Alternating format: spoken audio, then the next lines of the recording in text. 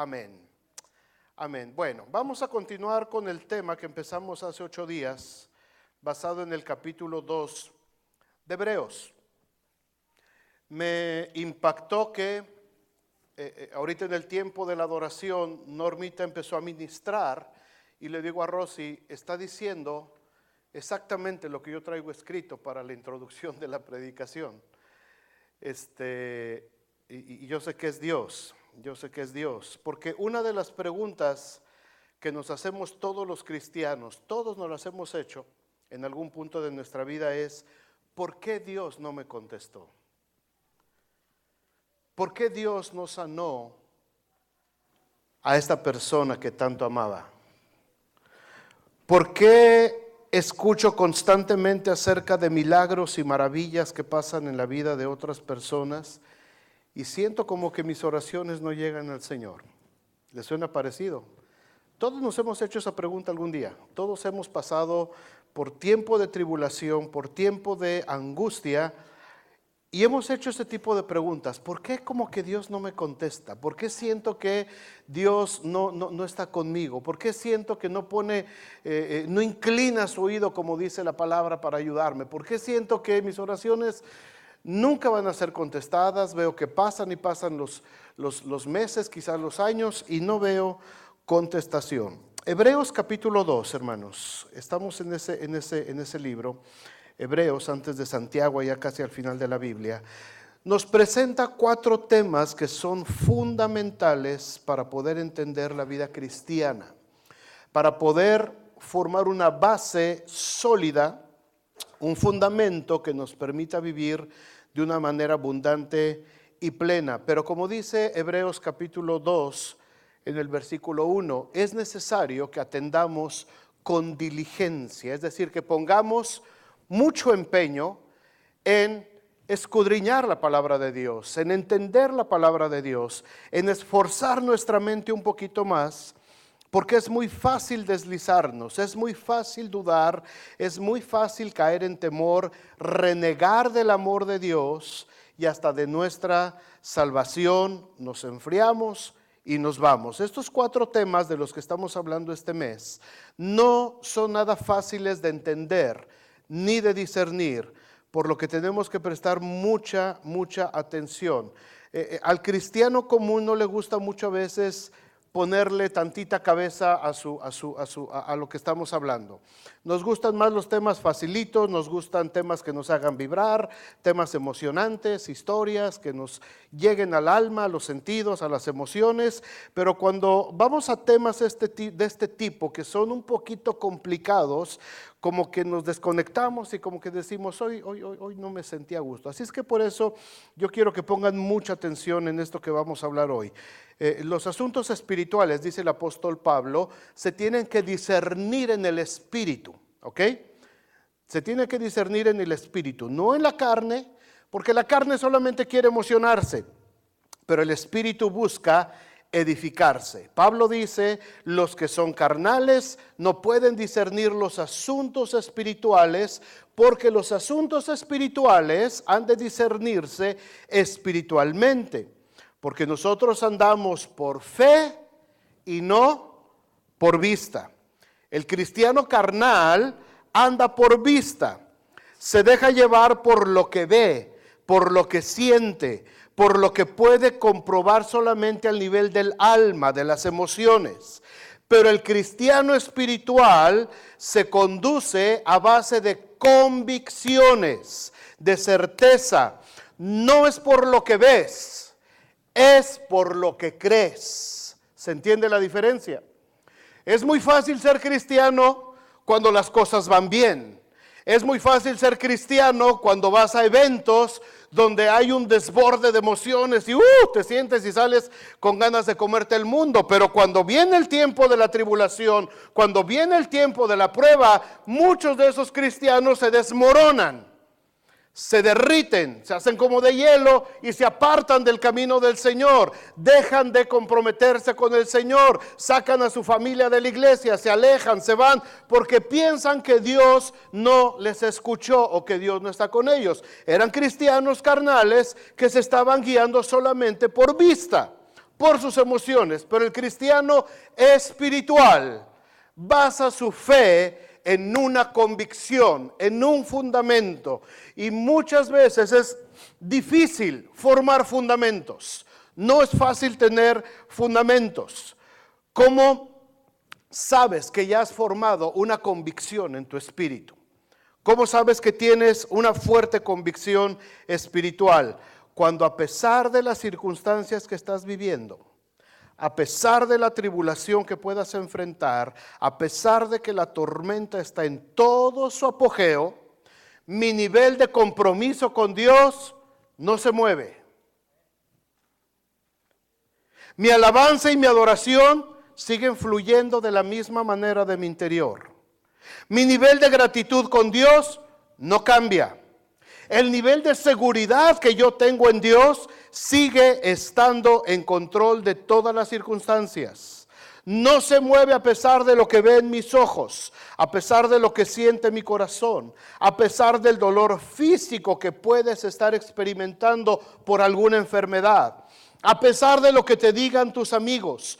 Cuando en medio de todas estas terribles situaciones que puedas estar enfrentando, tienes la entereza y la firmeza como Job de decir: yo sé que mi Redentor vive y al fin se levantará sobre el polvo. Entonces puedes decir que tienes una convicción en tu corazón. Cuando a pesar de que pasan cosas desagradables en tu vida, pero a pesar de todo eso dices: yo y mi casa serviremos al Señor. Cuando a pesar de eso dices: yo estoy confiado porque Dios es mi roca y es mi fortaleza. Y a lo mejor la gente a tu alrededor, como los amigos de Job: oye, ¿no estás viendo qué amolado estás? Mira nomás, te estás consumiendo, mira nomás, estás a punto de morirte, mira nomás tus hijos, mira nomás tus nietos, mira nada más tu marido, mira nada más tu esposa. ¿Qué no ves la situación en la que vives? Yo sé que mi Redentor vive y aún del polvo se ha de levantar. Esa es una convicción. Cuando el cristiano maduro, cuando el cristiano espiritual llega a ese punto de que puede bramar el mar y su plenitud, yo estoy confiado en las manos del Señor.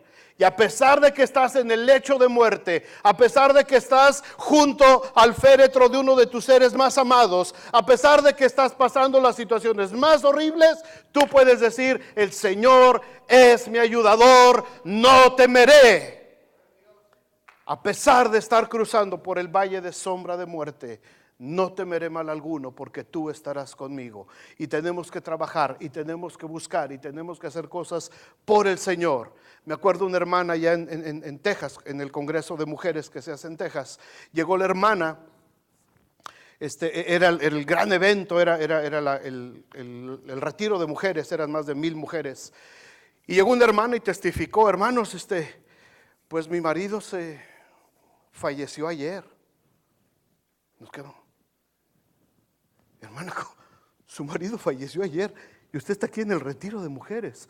Hermano, mi marido está con el Señor. Ahí lo dejé en la funeraria que me espere, pero yo mi retiro no me lo pierdo por nada. ¡Wow!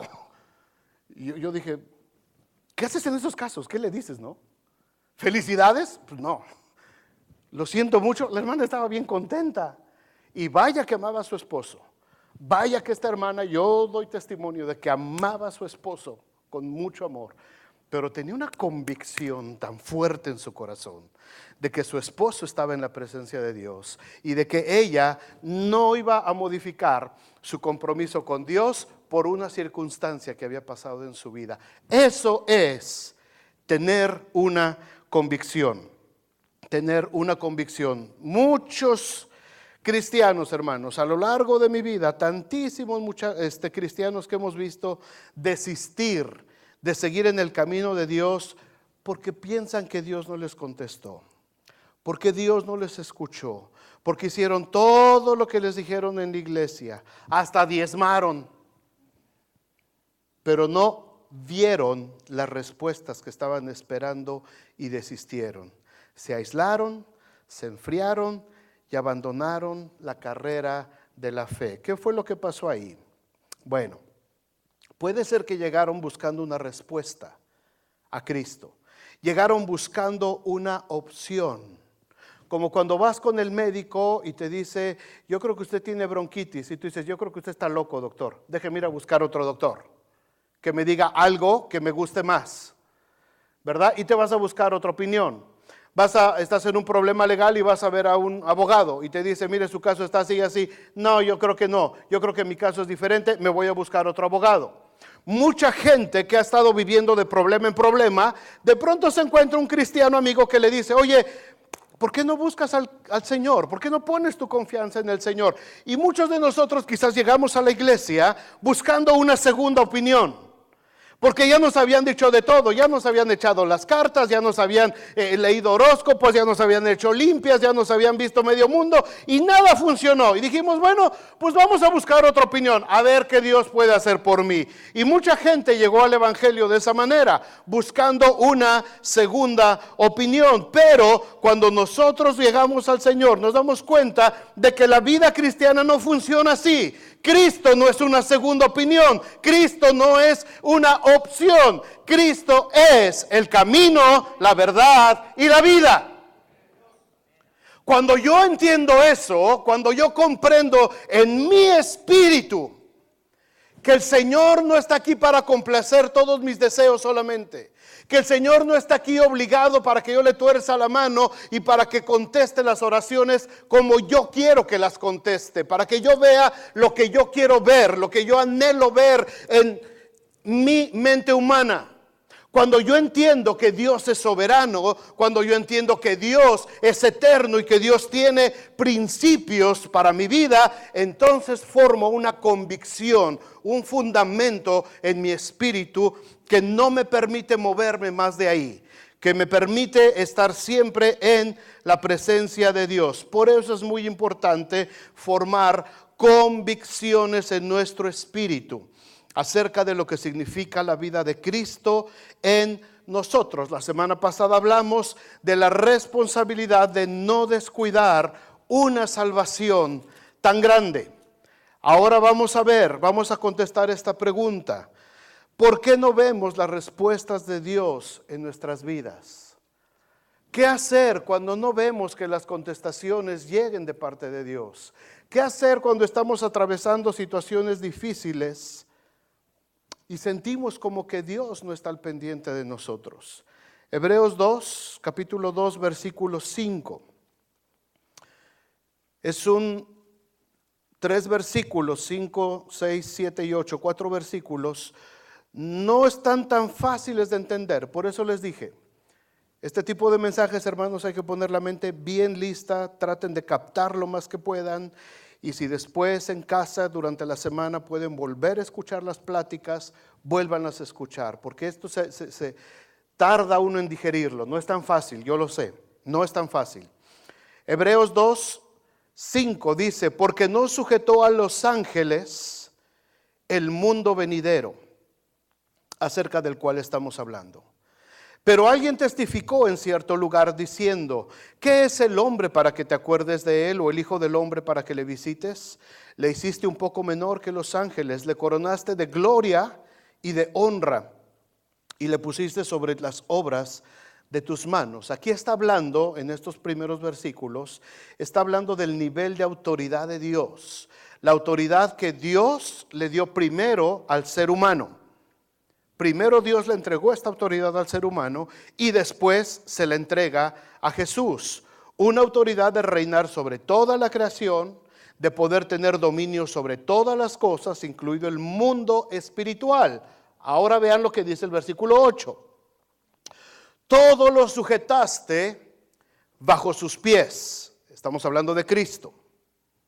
Porque en cuanto le sujetó todas las cosas, nada dejó que no sea sujeto a él. No quedó nada en el cielo, ni en la tierra, ni aún debajo de la tierra. No quedó absolutamente nada en todo el universo que no haya sido sujeto bajo la autoridad de Jesucristo. Pero fíjense cómo termina el versículo 8. Pero todavía no vemos que todas las cosas le sean sujetas. ¿Sujetó todas las cosas a Cristo o no? Sí. ¿Sujetó nuestras enfermedades? ¿Qué dicen ustedes? ¿Qué dice el público? Sí. Entonces, ¿por qué nos enfermamos? ¿Sujetó la maldad? Sí. Entonces, ¿por qué vivimos en medio de tanta maldad? ¿Sujetó la muerte?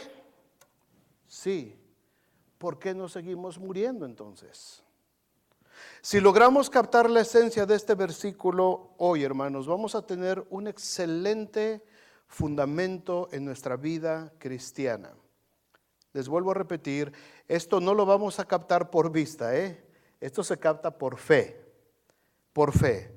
Para echar un buen cimiento en una casa, una cimentación, necesitamos por lo menos varillas, Frank, castillitos, cemento y agüita, ¿verdad?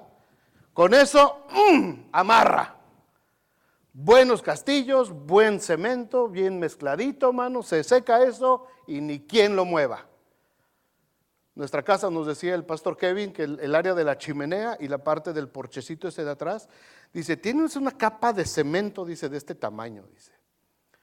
O sea que si llega un tornado, dice, esto no se mueve ni con nada. No, le digo, esto no, la chimenea se queda, el que se sale volando soy yo. Porque el techo si se va, la chimenea ahí se va a quedar. De ese tipo de cimentación. Así es que vamos a tomar esa ilustración. Vamos con las varillas primero. ¿Cuáles son los castillos? Es de estos tres elementos. A partir de este versículo podemos discernir, yo puedo ver ahí tres elementos, hermanos, que si los logramos captar, vamos a tener un fundamento sólido como cristianos en nuestra vida cristiana. Y no va a ser fácil que nuestra fe se mueva si tenemos estos principios. Número uno, principio de autoridad. El principio de autoridad. Para captar este principio, primero tengo que quitar de mi mente el concepto que tengo de autoridad, como lo concibo yo en el mundo. Cuando te hablan de autoridad, ¿en qué piensas? En el policía, ¿verdad? Uno piensa en el policía, uno piensa en el juez, uno piensa en la autoridad de los padres, en la autoridad del trabajo, de tu jefe, de tu manager. O sea, pensamos en ese tipo de autoridad. Quita este tipo de autoridad ahorita de tu mente. Estamos hablando aquí de hablar de la autoridad de la Biblia. No es el mismo concepto que tenemos nosotros de autoridad. No es un concepto de autoridad humano, porque el concepto de autoridad que tenemos es limitado. Está circunscrito solamente a ciertas áreas. Un policía de South Bend no puede entrar a Mishawaka. ¿Por qué? Porque es de South Bend. Su área de autoridad es limitada, ¿verdad? Un juez de otro estado no puede entrar, no puede juzgar a alguien de este estado, aquí. ¿Por qué? Porque su circuito está de aquel lado y nosotros estamos de este lado. O sea que la autoridad humana es muy limitada. Pero la autoridad de Dios, cuando hablamos de autoridad de Dios, estamos hablando de un completo dominio sobre toda la creación. Salmo 24:1 dice, de Jehová es la tierra y su plenitud, el mundo y los que en él habitan, todos somos parte del Señor. Así es que el Señor, cuando hablamos de autoridad en la Biblia, no estamos hablando de autoridad limitada, no estamos hablando de autoridad parcial, estamos hablando de una autoridad total sobre toda la creación, sobre todo el mundo, sobre todos los que en él habitan. La palabra de Dios no está circunscrita solamente a un radio de acción. No hay una limitante, no hay fronteras. La autoridad de Dios alcanza los cielos, alcanza la tierra, alcanza a sus habitantes y por supuesto alcanza también el mundo espiritual. Es una autoridad total. ¿Vamos bien hasta ahí? Ok, gracias Benji. ¿De qué me sirve saber esto? Para entender que nada dejó que no sea sujeto a él, pero todavía no vemos que todas las cosas le sean sujetas. De mucho, me sirve de mucho, porque debo de entender que en el principio del plan de Dios para el ser humano, incluidos todos nosotros los que estamos aquí, estaba escrito que esta autoridad nos fuera entregada a nosotros. El original, el plan de Dios, estaba que nosotros fuéramos los que ejerciéramos esta autoridad. Génesis 1:26 habla de la creación. Ahí está el plan original de Dios. Entonces dijo Dios: hagamos al hombre a nuestra imagen, conforme a nuestra semejanza, y señoree. Dios formando al hombre y entregándole toda la autoridad. Que sea el hombre el que gobierne sobre toda la creación, sobre todos los peces del mar, en las aves de los cielos, en las bestias, en toda la tierra y en todo animal que se arrastra sobre la tierra, incluidas las serpientes. La serpiente es símbolo de Satanás en la Biblia. Dios nos dio la autoridad. El hombre va a tener la autoridad completa. El hombre va a gobernar. Este es el plan de Dios original. ¿Estamos bien hasta ahí? Ok. Desgraciadamente el hombre perdió el derecho de gobernar sobre toda la creación de Dios. Adán y Eva pecaron y entregaron esa autoridad a Satanás. Perdimos nuestra autoridad de gobernar y todos fuimos destituidos de la gloria de Dios. Así es que por un tiempo esta autoridad se perdió. La maldad empezó a gobernar. Las enfermedades empezaron a destruir la creación de Dios. Saben que antes de Noé, antes del diluvio, no había virus, no había bacterias, no había microorganismos destructivos, no había células que se estuvieran deformando, no había corrupción, no había fermentación, nada se echaba a perder, no necesitaba refrigerador. ¿Por qué? Porque la creación de Dios era tan perfecta y el medio ambiente era tan perfecto que la vida se podía desarrollar sin ningún problema. Y estaba escrito que el hombre fuera eterno. El hombre no iba a morir. No iba a haber muerte física. No había enfermedades, no había nada de eso. ¿Por qué? Porque la creación de Dios era perfecta. Todo el clima de todo el planeta completito era exactamente igual, mano. La eterna primavera, como en Cuernavaca. ¿Verdad? 70 graditos, mano, los 365 días del año. No había junglas como el Amazonas. No había desiertos como el Sahara. Todo era perfecto. ¿Se imaginan? Y eso nos fue entregado a nosotros. Pero a causa del pecado, a causa de la maldad, a causa de que nosotros le entregamos a Satanás la autoridad, y tiene que venir la destrucción, el diluvio, que coincide con las eras glaciares. Los jóvenes saben de lo que estoy hablando, también en la escuela, ¿verdad? Cuando vienen las eras glaciares, se habla de que la tierra se inclina 2 grados. Y esa inclinación del eje terrestre causa toda una desgracia en todos los ecosistemas del planeta. Se crean los desiertos, se crean las junglas, se crean los cambios de clima tan extremosos en muchos lugares, y se da lugar ahí, se empieza la fermentación, los virus, las bacterias y todo eso. Entonces, ahora somos víctimas de las enfermedades, somos víctimas del pecado original de la humanidad.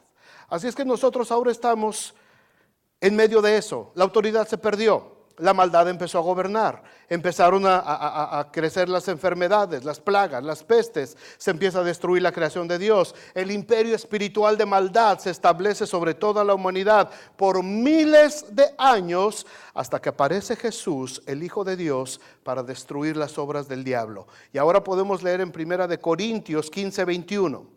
1 Corintios 15:21, porque por cuanto la muerte entró por un hombre, es decir, Adán, también por un hombre la resurrección de los muertos. Porque así como en Adán todos mueren, también en Cristo todos serán vivificados. La historia habla de Adán. Por él, por su culpa, fuimos condenados a muerte. Pero después viene Cristo, y por Cristo ahora la muerte es sorbida en victoria, y ahora nosotros tenemos vida eterna en Cristo Jesús. Cristo vence a la muerte. Adán nos condena a muerte y Cristo nos redime de la maldición de la muerte. ¿Se entiende? Ahora estamos nosotros seguros en Cristo. Ahora esa autoridad que le había sido entregada al hombre y que el hombre perdió, Cristo ganó nuevamente esa autoridad para nosotros. Ahora nosotros tenemos la misma autoridad que tenía en ese tiempo Adán, autoridad sobre el mundo físico. Jesús nace en la tierra y Jesús empieza a recuperar esa autoridad. ¿Cuál fue su primer milagro? ¿Se acuerdan? A los 30 años, ¿qué pasó? Ok, lo invitan a unas bodas y ahí Jesús en ese momento establece una vez más su autoridad sobre los elementos físicos. El agua, 2 partículas de hidrógeno por una de oxígeno, común y corriente, H2O.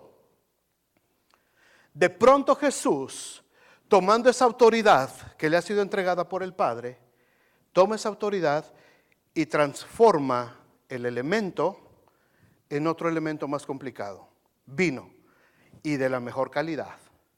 Estaba bueno.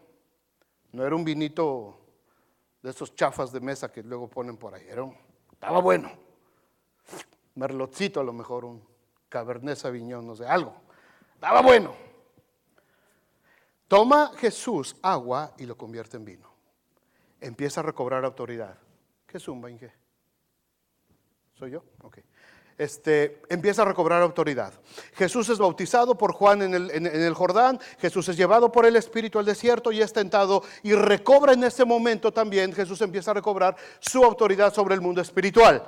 Viene Satanás y dice, es otro ser humano, como tantos seres humanos que yo he gobernado y sobre los que tengo autoridad, también se va a someter a mí. Te daré todo esto que ves si postrado me adorares. Y Jesús le respondió diciendo, al Señor tu Dios solamente servirás y a Él honrarás. Y el diablo se quedó, wow, ¿y esto qué significa? Significa que tu momento de autoridad terminó. Hasta aquí llegaste, papacito. Así es que a partir de ahora, le dice Jesús, en este momento yo empiezo a recuperar la autoridad que el ser humano había perdido. Y Jesús empieza a caminar por todas las aldeas, por todas las ciudades, enseñando, predicando y sanando a todas las enfermedades. ¿Quién antes había sanado enfermedades? Uno que otro profeta por ahí. Pero ahora todos los que venían a Jesús eran sanados. De pronto Jesús toma autoridad sobre el mundo de las tinieblas y pone sus manos sobre los ciegos y los ciegos empiezan a oír, a ver. Los sordos ponen sus dedos en sus orejas y los sordos empiezan a oír. Pone sus dedos sobre la lengua, la boca de los mudos y empiezan a cantar. Le dice a los lisiados, paralíticos, toma tu lecho y anda. Y ellos se levantan y empiezan a caminar. Jesús empieza a tomar la autoridad. Jesús recobra la autoridad de Dios, la autoridad de la creación, la autoridad que le había sido dada a Adán y que la había perdido.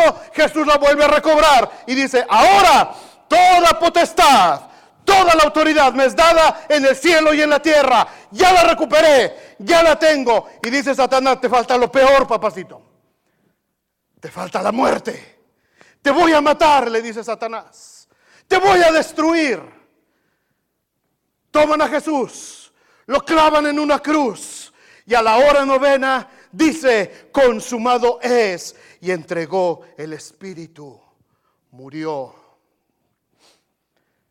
Un soldado enterró la lanza y salió agua, señal de que la función vital de la sangre había terminado en ese organismo. Y lo entierran, lo meten a la tumba por 3 días. Y el tercer día Jesús resucita. Jesús vence la muerte. Jesús se levanta de entre los muertos. Jesús se resucita y se presenta delante de sus discípulos. Y le dice, ahora sí, toda la autoridad que había sido dada al hombre, yo la recuperé. El Hijo del Hombre.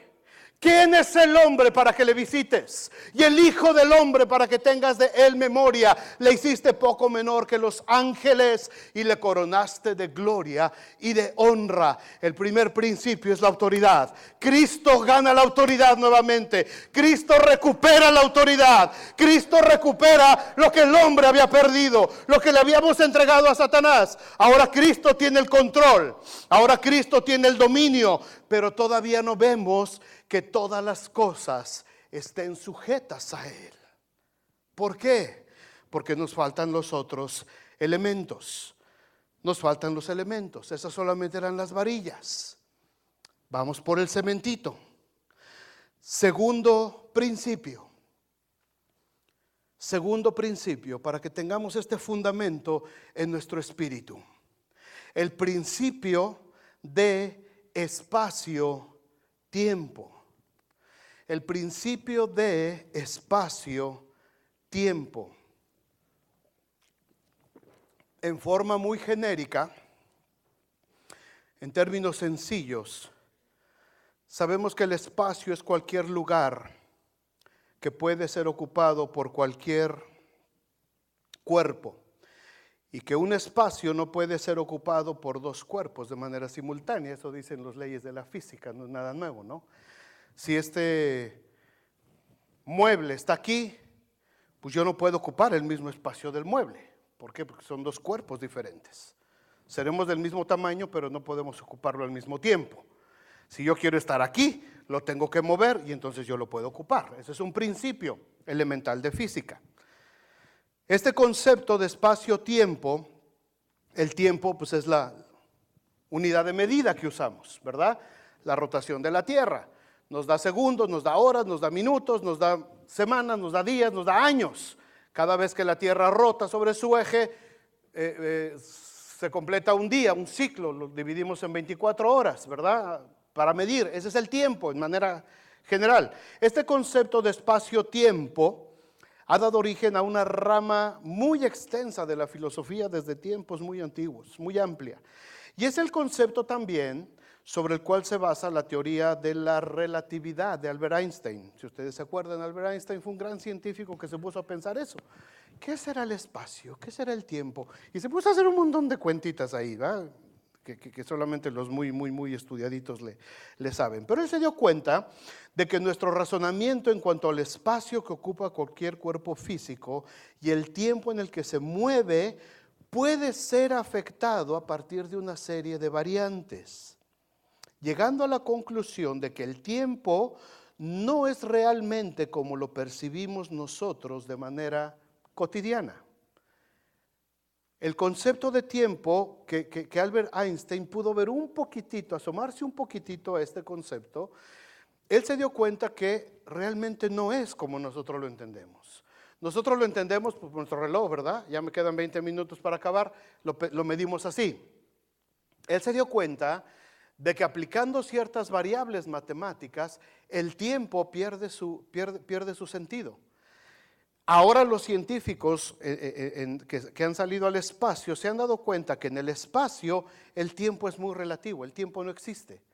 El tiempo no pasa como pasa en la Tierra. No pueden estar sujetos al tiempo. Inclusive se han dado cuenta que la gente, los astronautas que pasan tiempo allá en el espacio, en las estaciones orbitales a la Tierra, no envejecen, su cuerpo no está sujeto a envejecimiento como aquí en la Tierra, por las leyes de la gravedad y un montón de cosas. Sin embargo, todo este tipo de conceptos que el hombre se ha asomado un poquitito, hermanos, eso está en la Biblia. Y el Señor ha hablado acerca de esto. Y para que yo pueda tener una confianza de qué tamaño es el fundamento que yo puedo tener en Dios y la seguridad de que Dios está ahí, escuchando todo lo que yo hablo y viendo todas las situaciones que estoy viviendo, yo tengo que entender esto. Dios no está limitado al espacio y al tiempo como lo estoy yo ahorita en la carne. Dios no está limitado. Para Dios no existe este concepto de espacio-tiempo como nosotros lo entendemos. Déjenme explicárselos con 2 versículos. Recordemos en Hebreos 1 que dijimos, ¿verdad? Dios habiendo hablado a nuestros padres y por otro tiempo a los profetas, antes, en el Antiguo Testamento, habló por medio de Salomón. Salomón, Eclesiastés capítulo 3.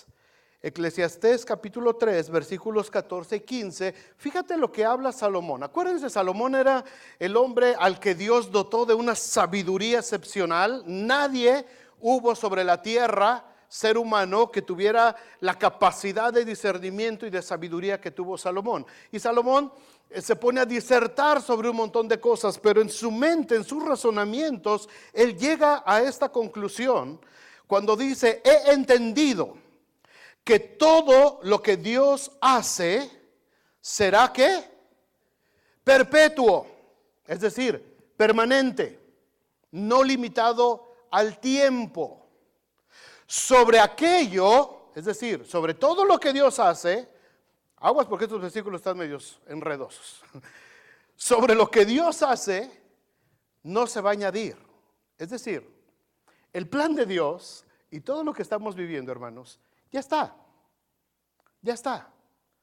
Ya está escrito. Ya está escrito hasta el último día de tu vida. Ya está escrito. No te preocupes. Sobre aquello dice, ya no se va a añadir más. Ya está hecho. Ya Dios lo hizo. Ya está hecho.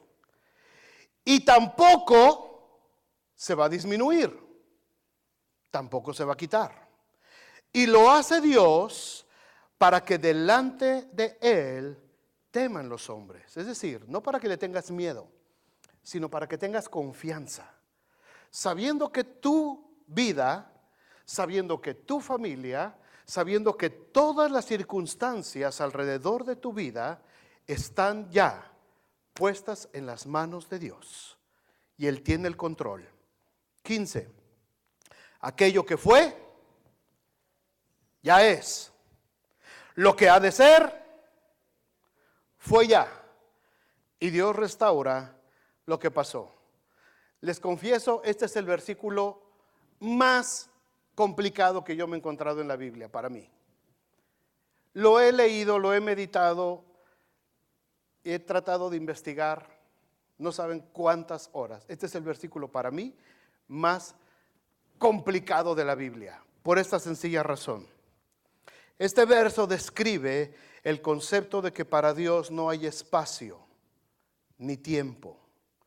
Lo que ya fue, es decir, todo lo que nosotros registramos como tiempo pasado. ¿Qué es lo que te acuerdas de hace una hora? Hora y media. No, pues que llegamos a la iglesia. Eso ya es tiempo pasado, ¿no? Lo que pasó hace 10 minutos ya es tiempo pasado. Lo que pasó en tu vida la semana pasada pertenece al tiempo pasado. Lo que pasó en tu vida el año pasado es tiempo pasado. Lo que pasó en tu vida hace 20, 25 años es tiempo pasado. Ya está ahí. Lo que fue tiempo pasado es tiempo presente. Para mí es tiempo pasado. Para Dios es tiempo presente. Y lo que ha de ser, es decir, el futuro. ¿Qué va a pasar ahorita saliendo de acá? Si te vas a comer el pollito, pero también te lo comes. ¿Qué va a pasar dentro de una semana? A lo mejor dices, voy a tener un trabajo nuevo. ¿Qué va a pasar dentro de un año? A lo mejor ya te nació otro chamaco. ¿Qué va a pasar dentro de 5 años? Ya tienes 15 nietos. ¿Qué va a pasar dentro de 20 años? Pues ya me morí. Ok. Todo lo que va a ser, lo que ha de ser, ¿qué dice? Fue ya. Este es el pasado, este es el presente y este es el futuro. Para nosotros, humanamente hablando, para Dios eso no existe. Lo que fue, lo que está en mi pasado, es mi presente. Y lo que va a ser dentro de un futuro, para Dios, ya pasó. ¿Lo entienden? No, yo tampoco, no se preocupen. Créanlo. Créanlo. Dios no opera como nosotros. Dios rompe nuestro moldecito humano. Por eso Jesús pudo decir con tanta certeza, no os afanéis por el día de mañana. ¿Por qué? Porque Él ya sabía lo que iba a pasar. Dice, no te preocupes de lo que viene, porque vuestro Padre Celestial ya sabe de qué cosas tenéis necesidad. No te afanes, no te preocupes. Y este concepto Jesús por supuesto lo entendía, Jesús en su divinidad como Hijo de Dios.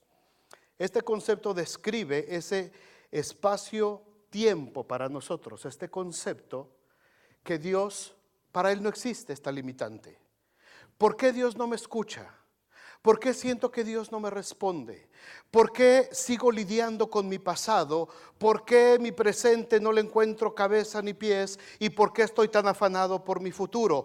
Porque estoy tratando de ubicarlo yo dentro de mi mentalidad humana, carnal. No lo estoy vaciando a mi espíritu para creer que lo que fue es y lo que ha de ser fue ya. Y Dios restaura todas las cosas. Dios restaura el pasado. Dios restaura tu futuro. Dios restaura tu presente, porque Él está viéndote solamente en un solo tiempo. No te está viendo en 3 tiempos como nos percibimos nosotros. Él te ve en un tiempo, y el milagro de la salvación abarca todo tu ser total, pasado, presente y futuro. Para mí, a lo mejor hay algo en mi pasado que todavía es problema. Para Dios ya no es problema. ¿Por qué? Porque Dios restaura todas las cosas. Pero es que yo todavía sigo pensando y sigo creyendo. Bueno, esa es tu bronca. Pero no de Dios. Para Dios, Él ya restauró. Es que yo no sé qué va a pasar mañana. Esa es tu bronca, afanarte por el mañana. Porque Dios tiene cuidado de ti. Y Dios, esto de mañana, ya lo resolvió también. ¿Estamos? ¿Sí? ¿Salimos del atolladero? Ok, les dije que eran 2 versículos. Dios hablando a los padres por los profetas. En este tiempo nos ha hablado a través del Hijo. Apocalipsis 1:19. Apocalipsis 1:19. Estoy hasta sudando, Dios mío. Créanme que no dormí de la angustia de estos 2 versículos. Apocalipsis 1:19. Juan está en la isla de Patmos. Está ahí a causa del evangelio, de la persecución. Y Jesucristo mismo se le revela en una revelación celestial hermosa. Y le dice en Apocalipsis 1:19 el Señor a Juan: escribe las cosas. El mismo concepto de escribe las cosas, dice, que has visto, ¿verdad? Gracias. Escribe las cosas que has visto. Le dice a Juan, escribe las cosas que son, y escribe las cosas que han de ser después de estas. Otra vez, el mismo molde de Eclesiastés. Jesús con mucha seguridad le dice a Juan: escribe lo que ya pasó, escribe lo que estás viendo y escribe lo que viene. En nuestra mente humana, si yo me pongo en las sandalias de Juan, ¿verdad? Le digo, bueno, lo que pasó, pues sí lo puedo escribir. Lo que está pasando en este momento lo puedo escribir. Pero lo de acá, ¿cómo lo escribo? Si todavía no pasa. Y le dice Jesús, yo te lo voy a dictar. Te lo voy a enseñar y vas a ver lo que vas a escribir. Cuando Juan capta este concepto, cuando Juan, a través de ese momento, en esa revelación de parte de Jesús, Juan logra captar lo que Jesús le está diciendo. Juan, yo no estoy sujeto a tu pasado, a tu presente y a tu futuro. Yo soy el que soy, punto. La misma declaración que le hizo Dios a Moisés en el monte Sinaí. Yo soy el que soy, punto. Eso habla de eternidad. Eso habla de romper este concepto de espacio-tiempo. Por eso cuando Juan le cae el 20, estamos hablando del año 90. Juan ya es un anciano, está muy anciano. Hace 60 años que Jesucristo se fue al cielo. 60 años. La edad algunos ya le andamos llegando. Haz de cuenta que cuando yo nací, Jesús se fue, y después de unos años todavía es cuando Juan está recibiendo esta revelación. Juan empieza a escribir el Evangelio de Juan en el año 90. Cuando Jesús le dice, escribe lo que has visto. Es cuando Juan agarra pergamino y tinta y empieza a escribir Juan 1:1. En el principio era el Verbo, y el Verbo era con Dios, y el Verbo era Dios. Porque él entendió el concepto espacio-tiempo al cual Dios no está sujeto. Y por eso escribe estas palabras Juan. En el principio de la creación era Jesucristo. Y Jesucristo estaba con Dios. Y Jesucristo era Dios. Puede entender el concepto. Él entiende el concepto. Por eso escribe las cosas que has visto y las que son y las que han de ser después de estas. El versículo 2 dice: este era en el principio con Dios, Jesucristo, y todas las cosas por él fueron hechas, y sin él nada de lo que ha sido hecho fue hecho. En él estaba la vida y él era la luz de los hombres. Cuando Juan logra entender la profundidad de este concepto, cuando Juan logra entender que él humanamente no es capaz de entender lo que significa que para Dios no existe pasado, presente y futuro, Juan logra captar estas palabras al empezar a escribir el Evangelio de Juan. Después tiene que escribir lo que está pasando en las iglesias en ese momento, y después le dice que escriba lo que va a pasar en el futuro y la forma en que va a terminar la historia de la humanidad, y cómo entonces se va a cerrar el círculo de Hebreos capítulo 2, versículo 8. Todo lo sujetaste bajo sus pies, porque en cuanto le sujetó todas las cosas, nunca dejó nada dejó que sea sujeto a él. Pero todavía no vemos en nuestros ojos físicos, en nuestro sentido de espacio-tiempo, todavía no podemos ver que todas las cosas le sean sujetas. ¿Por qué? Porque hay una pequeña ventanita de tiempo todavía en la que estamos viviendo.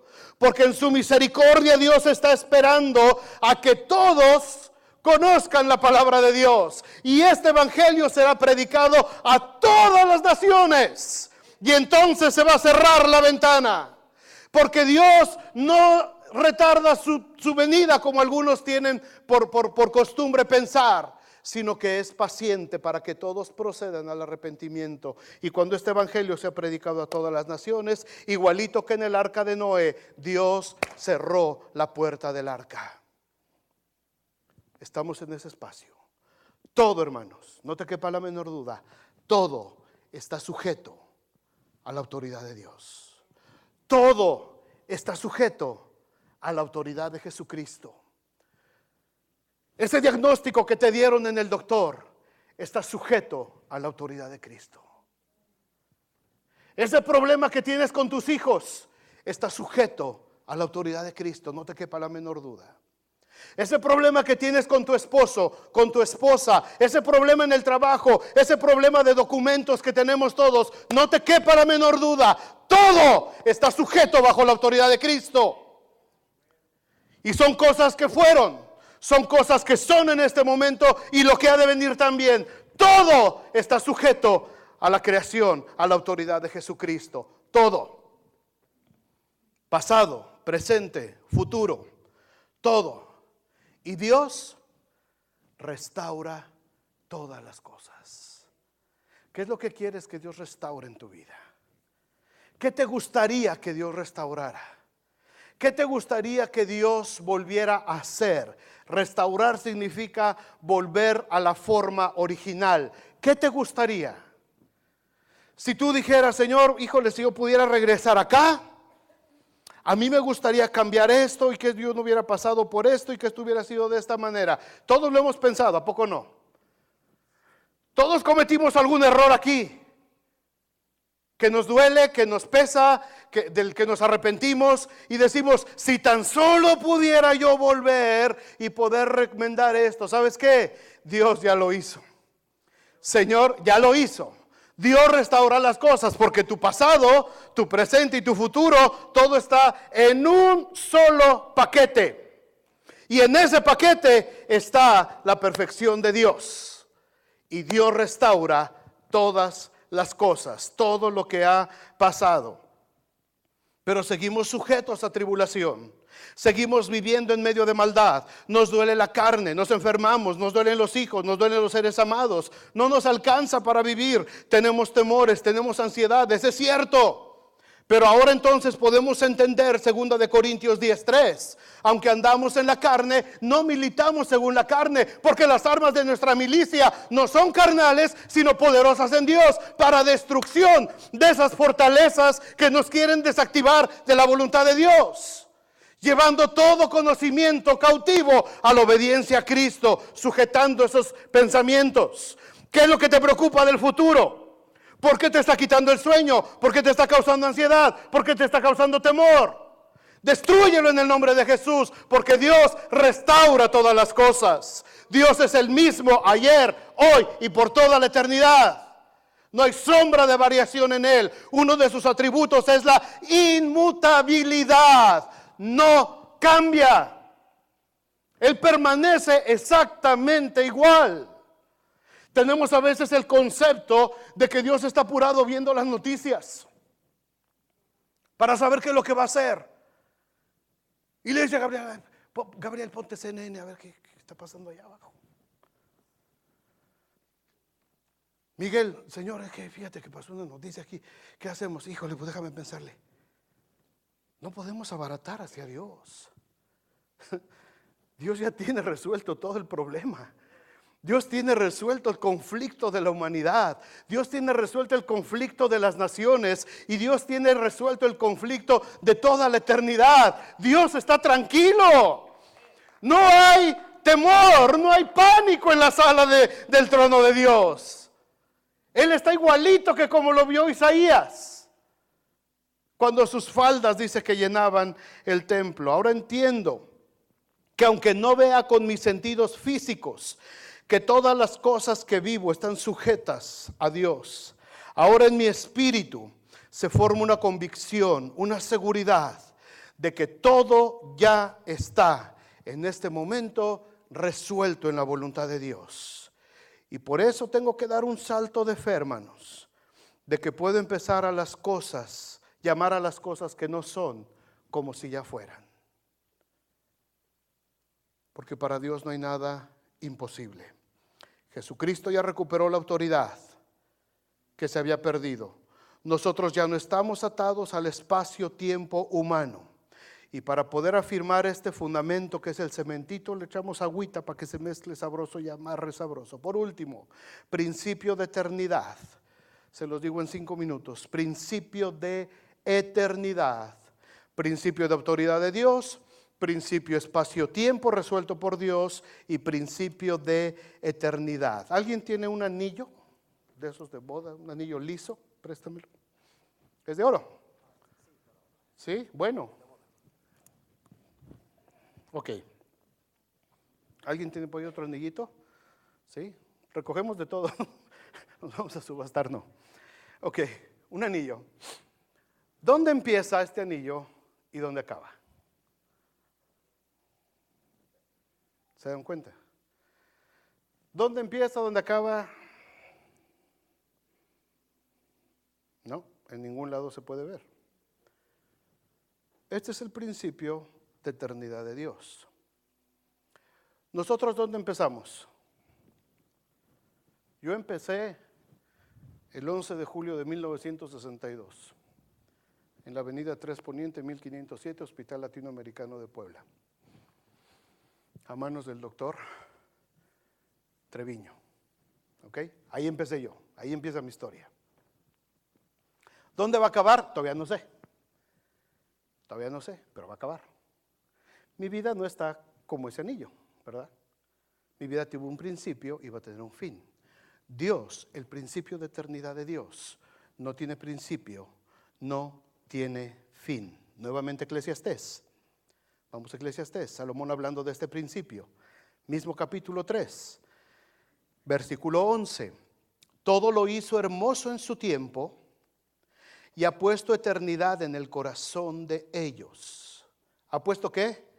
Eternidad en el corazón de ellos, sin que alcance el hombre a entender la obra que ha hecho Dios desde el principio y hasta el fin. ¿Cómo funciona la eternidad de Dios? No lo sé, hermanos. Nadie lo sabe.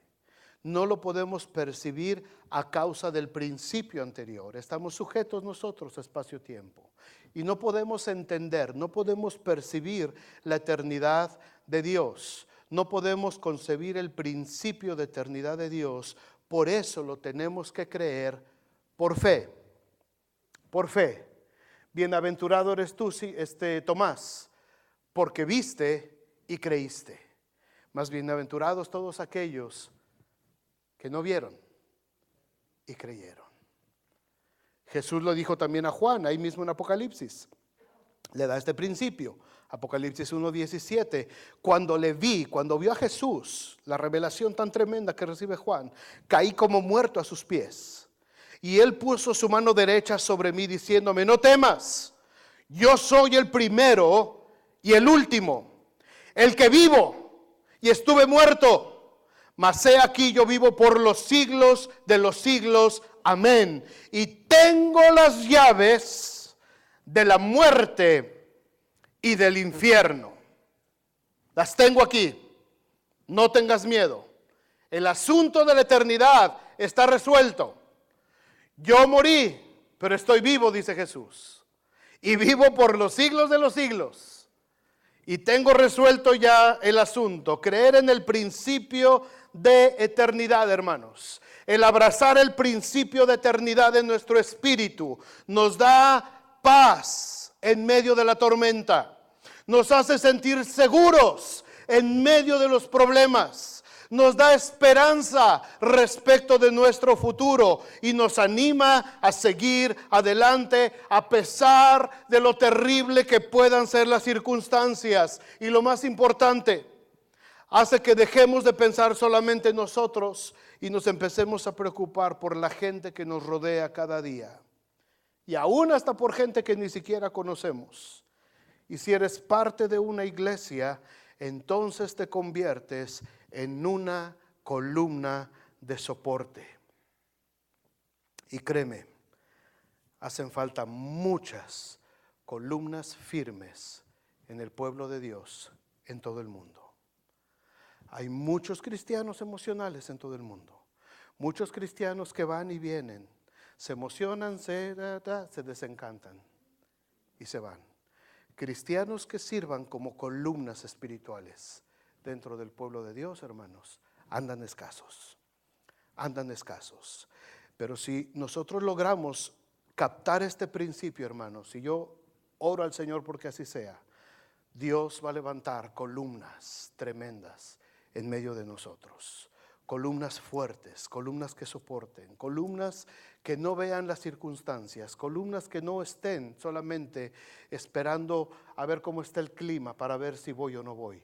Columnas que digan: yo y mi casa serviremos a Jehová. Todo lo sujetaste bajo sus pies, porque en cuanto le sujetó todas las cosas, nada dejó que no se sujetó a él. Pero todavía no vemos que todas las cosas le sean sujetas. ¿Por qué no me contesta Dios? ¿Por qué me duele todavía mi enfermedad? ¿Por qué siento que Dios le responde a otras personas y a mí me deja de lado? ¿Por qué no puedo resolver el problema que tengo en mi familia? ¿Por qué no puedo resolver el problema que tengo con mis amigos? ¿Por qué no puedo resolver ese conflicto que traigo con mi pasado? ¿Por qué no puedo librarme de la ansiedad de lo que viene mañana? ¿Por qué las noticias las veo todos los días y por qué me llenan de temor? Porque no hemos puesto en el Señor todavía nuestra esperanza. Porque necesitamos afirmar este fundamento. Job todavía ni siquiera le acababan de dar la noticia de que sus 7 hijos habían muerto en un solo evento. Por aquí va saliendo un mensajero y llegó el otro: Señor, nos acaban de robar todo el ganado. Y por aquí va saliendo y llega otro mensajero: Señor, vinieron y todas nuestras casas se hicieron fuego. Y noticia tras noticia. Y todavía Job no se recuperaba de esa situación cuando empezó a sentir comezón en su cuerpo. Y de pronto, todo su cuerpo lleno de llagas. Y sus amigos diciéndole: Job, ¿qué hiciste? ¿Por qué ofendiste a Dios de esa manera? Y Job decía: yo no he hecho nada. Yo amo a Dios. Y yo no sé por qué Dios ha enseñado conmigo. Yo no sé por qué Dios no responde mi oración. Yo no sé por qué Dios ha escondido su rostro de mí. Yo no sé por qué siento que Dios no me escucha. Yo no sé. Lo único que sé es que Él vive. Lo único que sé es que Él me ha justificado.